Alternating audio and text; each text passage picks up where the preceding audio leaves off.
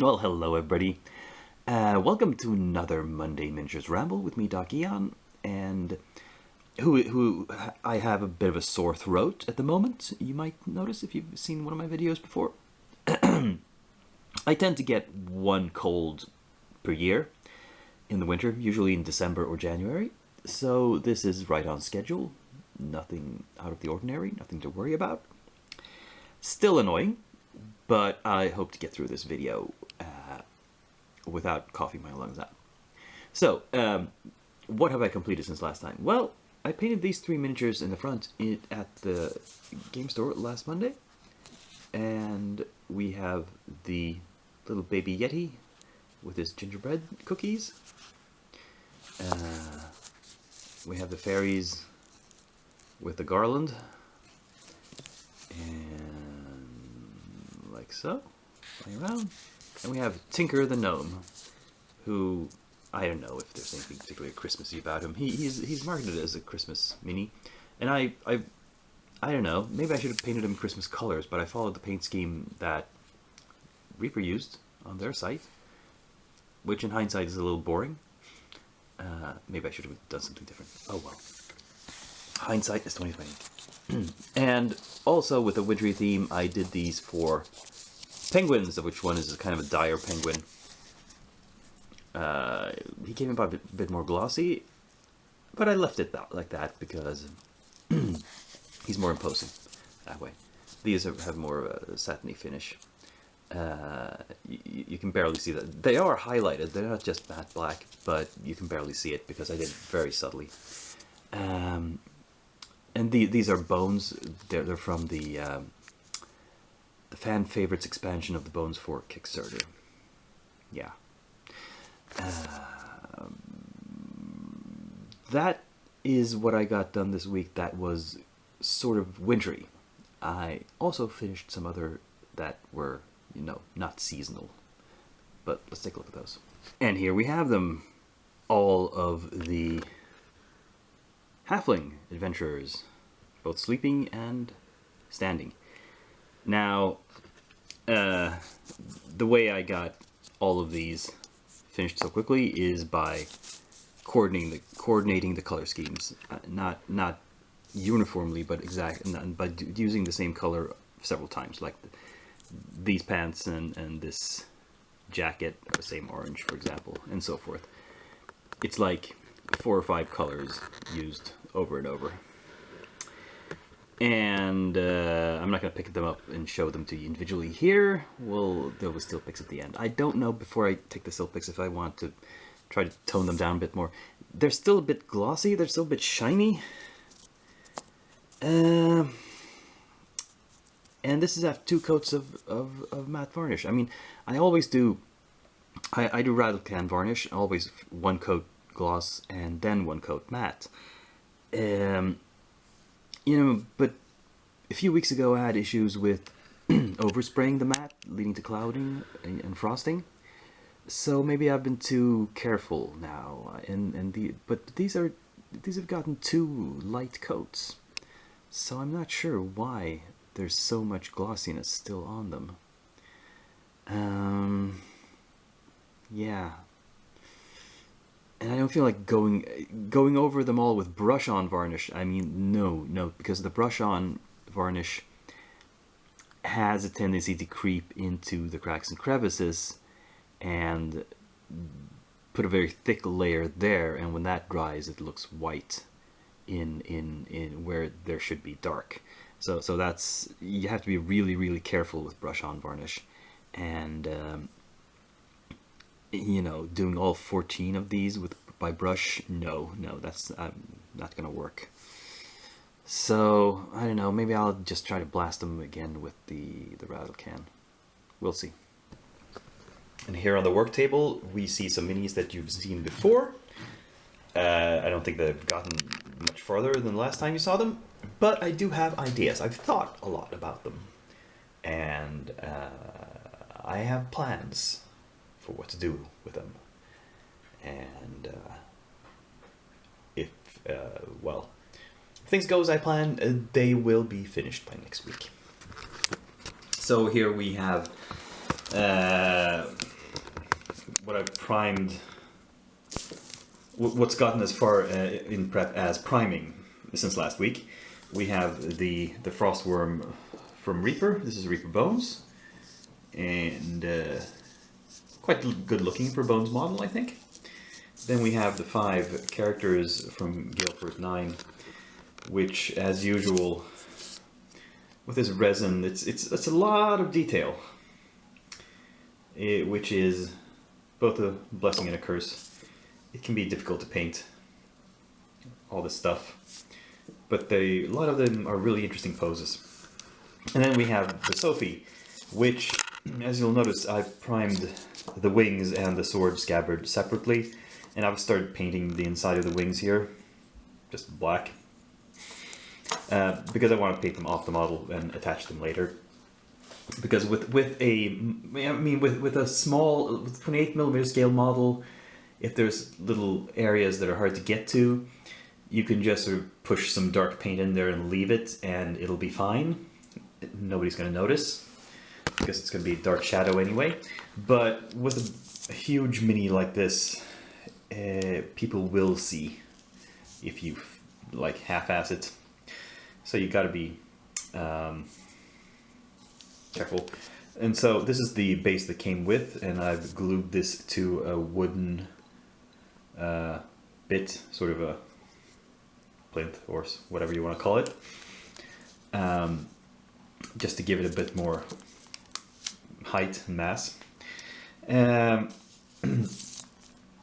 One thing I've hopefully done successfully is to smooth out the skin. See, one disadvantage, or, well, there's 2 disadvantages of having a large model like this in metal. I mean, most companies do them in resin. One is the weight, of course. It's incredibly heavy. The other is that it's hard to get a surface completely smooth when you cast it in metal, in tin. And it can look a little bit pockmarked or like the world's worst case of cellulite. But what I've done here is use an old trick, which is sometimes used for filling small gaps. I should get rid of this stuff, by the way. There's a little bit of thing here I did to... Oh well, I've left that on for too long. Oh, see, I covered up the hole where the wings attach. But I don't want to leave that on for too long, because it's going to set and be difficult to get off. And the same thing here on the leg. Yeah, see, bare metal there where the sword attaches. Almost forgot about that. Anyway, I was saying about the skin.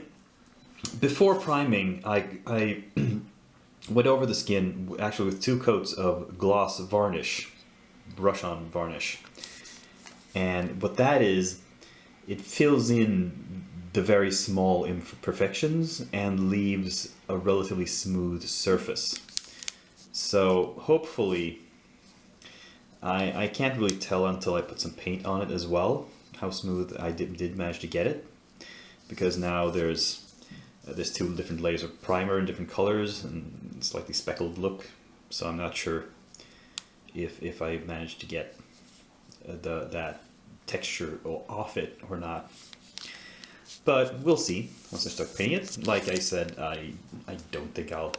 This is not going to be finished by next week. Certainly not. But yeah. And there's one more model that I started, didn't get as far. Let's look at that. So this is the final thing that I showed you last week that I was going to start. It's the big Gale Force 9 Remor has. And I haven't really gotten further than taking it out of the packaging and looking at all the bits. It was impressively well packaged. Each of these pieces, or sprues, was individually bubble wrapped. So, carefully protected against jostling and handling, which is good because there are some, you know, this is resin and it's pretty good resin. I would almost say it's kind of top-notch resin. It's not as brittle as bad resin can be. How it will all go together, I'm not sure yet. That's always an issue with multi-part models like this. What's the fit like? Who knows? We'll have to see.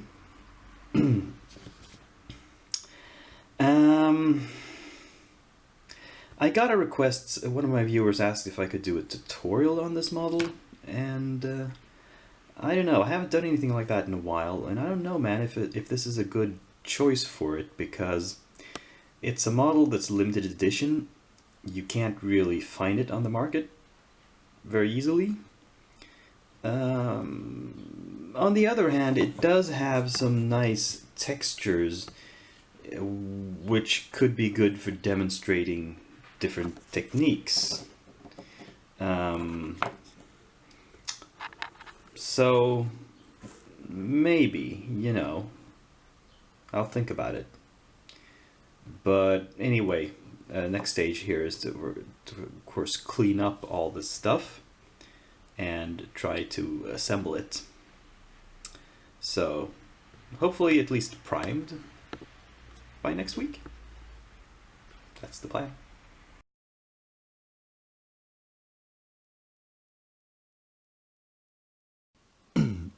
So the Kickstarters have started rolling in. Actually, I got something in the mail this week. It's not the one I thought. The mimics I've been talking about that were delayed. That the first package was lost, and the second one is winging its way to me now. It's a different one. This one is from the UK. It's from Midland Miniatures. It's the Onslaught of the Cult of the Kraken Lord. More weird cultists.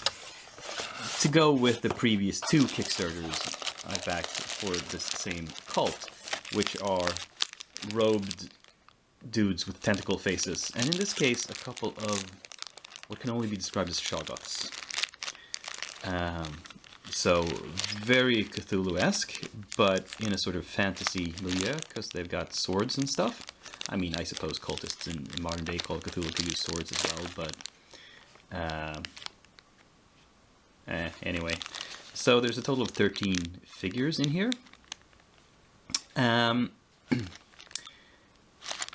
Meaning I'm still ahead in the race of painted versus purchased, because I painted more than that this week. But I'm not going to start prepping these right away, because there is nothing Christmassy about them. There's no wintry theme to them. Instead, I'm going to put these aside, and I'll start these in January. Promise. But in the meanwhile, I picked out from my shelves of old stuff another Midland Kickstarter that I never got around to painting when it happened, which is the Common or Garden Gnomes. And the reason I feel it's appropriate is that this sort of illustration of a gnome in green and red with a red cap, with this sort of felt hat, in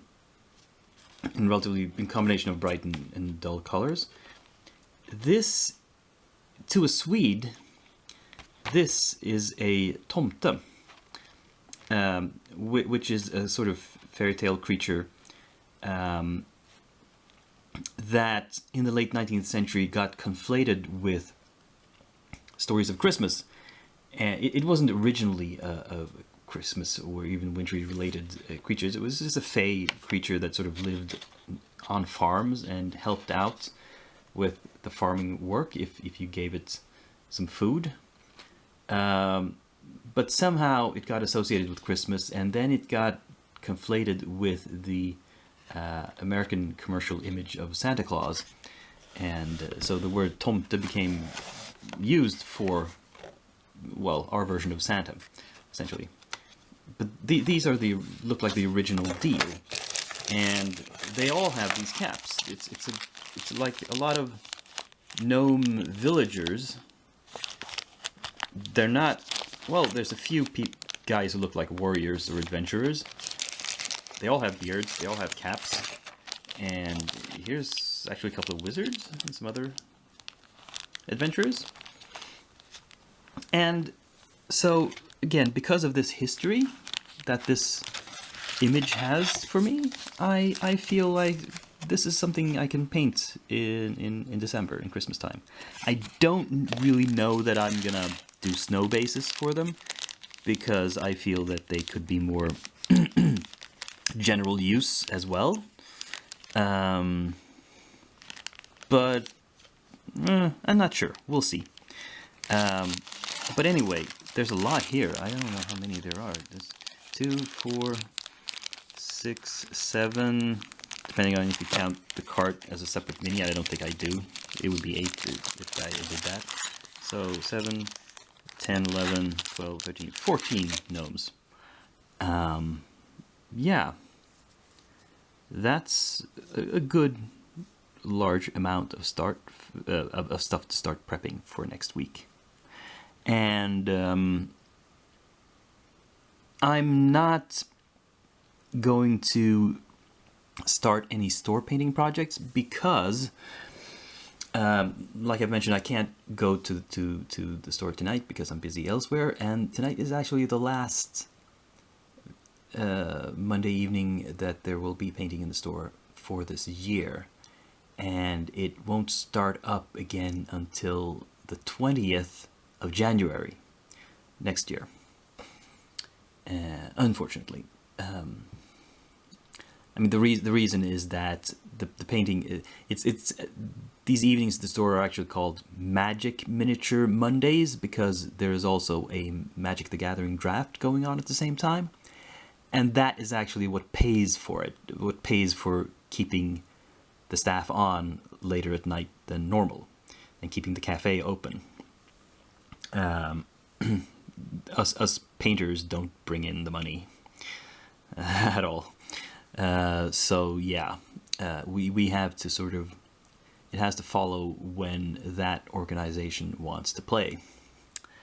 So there'll be a bit of a hiatus in that. I'll just have to paint along at home as best I can manage for the next 30 days. Oh, well, no, more than that. 40 days. But I think I'll survive because, you know, I've done so before. Anyway, that was a jam-packed episode. I hope you enjoyed it. Click like if you did. Subscribe if you haven't done so before. Share the video, comment, and above all, be here again next Monday when I will also be here. Same day, same channel, same Dakian, who is now signing off.